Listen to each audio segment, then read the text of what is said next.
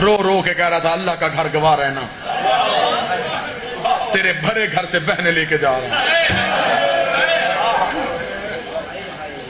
बस हिस्से की हाजिरी हो गई, इसे गनीमत समझिएगा।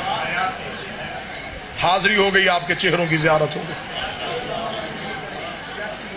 मर्दों की लड़ाई मर्दों में खत्म हो जाती, आज हम गलियों में नाते। रो इसलिए ले गए हैं, बदले अली के अली की बेटियों से लिए गए।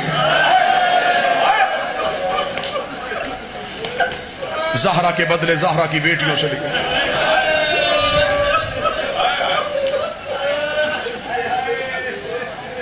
हुसैन हदूद हरम से निकल खड़े हुए, काबा रो रहा था, सफा और मरवा से चीखों की आवाजें आ रही थी, मकाम इब्राहिम तड़प रहा था। काबा आज भी उदास है।